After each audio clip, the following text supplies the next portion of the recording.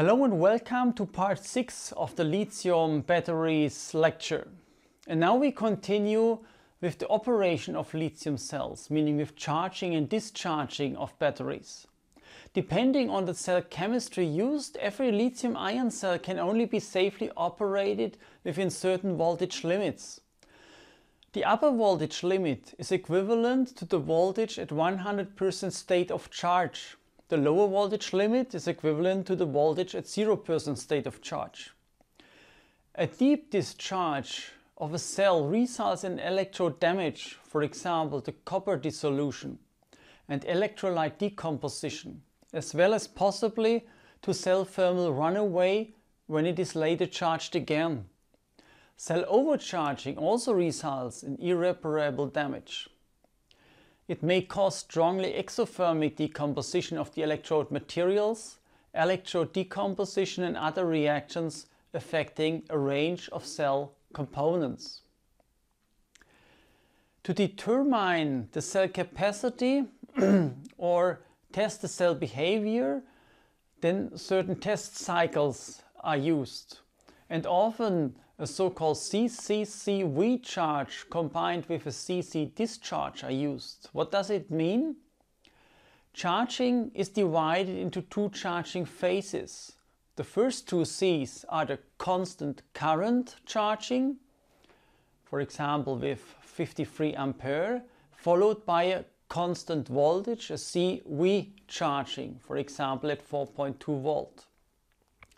That is illustrated here for a lithium-ion system, a lithium nickel manganese cobalt system. The charging ends when a specific number is reached, for example a current of 1/20 C.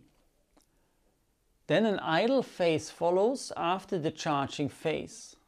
Next comes the constant current discharge, and here the cell is discharged with a constant current, CC, until a cell voltage typical for the specific system, termed the discharge end voltage, is reached.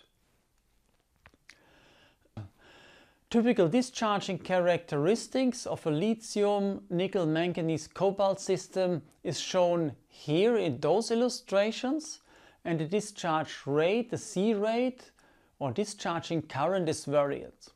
Discharge curves here are shown for rates from 1/5 of C up to 8 times C are shown.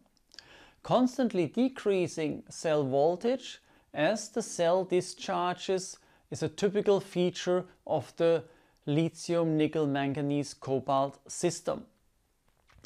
Since with this system the relationship between cell voltage and the state of charge is unambiguous, the cell state of charge can easily be determined by measuring the cell voltage. By way of comparison, for example with a lithium ferrum phosphate system, the cell state of charge cannot be determined from the cell voltage alone. The relationship between cell voltage and extracted capacity is almost exactly the same with higher discharge rates, but with offset voltage levels.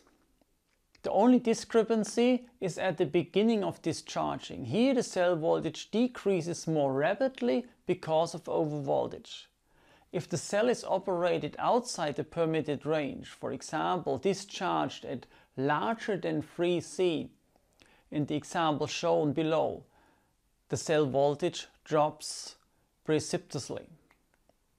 High energy cells on the right side, discharging on the left side, discharging curves demonstrate that the relationship between cell voltage and state of discharge with discharging currents of up to 8 C is constant.